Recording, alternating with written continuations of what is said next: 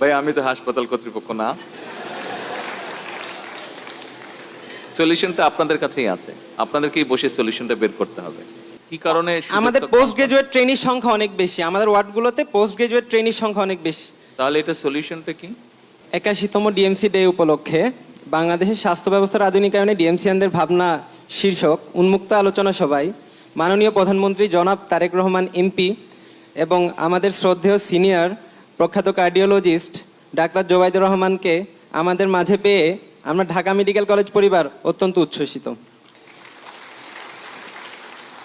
আমি doctor Mohammad Rakibul Hasan Chowdhury Simon, Dhaka medical কলেজের K76 ব্যাচের একজন স্টুডেন্ট ছিলাম।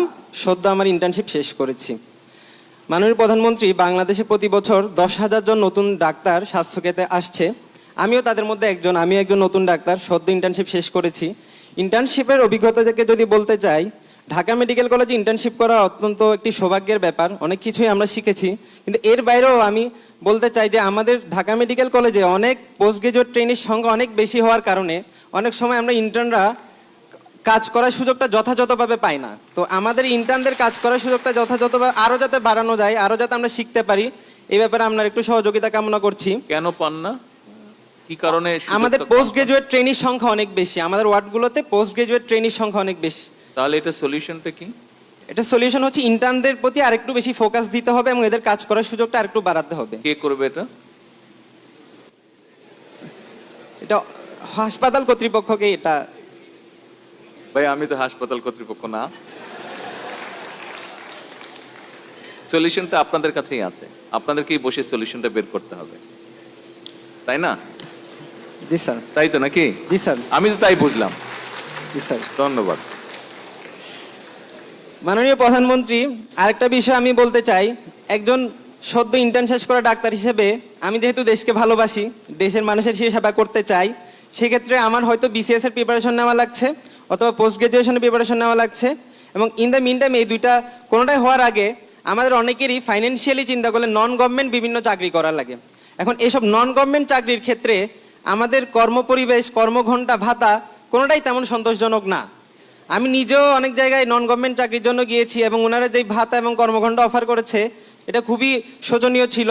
বিশ্বের অনেক দেশেই নন গভর্নমেন্ট চাকরির ক্ষেত্রে ডাক্তারদের ন্যূনতম ভাতা, কর্মঘণ্টা এসব নিয়ে সরকারি নীতিমালা রয়েছে। তো আমরা চাচ্ছি আমাদের দেশে এরকম একটি সরকারি নীতিমালা আসুক, যাতে আমরা সম্মানের সাথে আমাদের কাজগুলো করতে পারি, আমাদের সার্ভিসটা মানুষজনকে দিতে পারি। নিশ্চয়ই নিশ্চয়ই আপনার সার্ভিসে দিতে পারবেন। তবে আপনি যেই সমস্যাটার কথা বললেন, এখানে আপনারা অনেকেই আছেন দেশের বাইরে কাজ করেছেন। আমার একটা কম বেশি মানে দেখার অভিজ্ঞতা হয়েছে, কিছুটা অল্প একটু। এটা হচ্ছে ইউকের ব্যাপারে। আপনি যেই স্টেজের কথা বললেন যে আপনাদের ইন্টার্ন করার পরে আপনাদের যেই সমস্যাটা, অর্থনৈতিক যে সমস্যা, এটা বোধহয় অনেক দেশেই আছে। ইভেন ইউকেতেও আমি দেখেছি ইন্টার্ন ডাক্তার যারা আছে তাদের এই যে কয়দিন পরে পরেই তারা বলে আমাদের বেতন বাড়াতে হবে বা এই করতে হবে।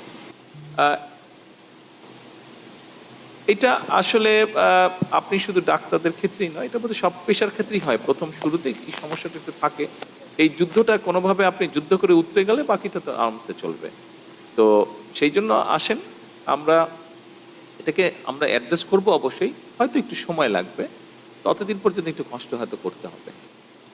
ধন্যবাদ। ধন্যবাদ মাননীয় প্রধানমন্ত্রী। মাননীয় প্রধানমন্ত্রী, আমি আরেকটা বিষয় বলতে চাচ্ছিলাম। পোস্ট গ্রাজুয়েট ট্রেনি যারা আছে ওদের বেতন ভাতা বৃদ্ধির ব্যাপারে সরকার ইতিমধ্যে ইতিবাচক পদক্ষেপ নিয়েছে, এটার জন্য ধন্যবাদ। আমরা দ্রুত বাস্তবায়ন চাই। ইন্টার্নদেরও বেতন ভাতা বৃদ্ধির ব্যাপারে সরকার ইতিবাচক।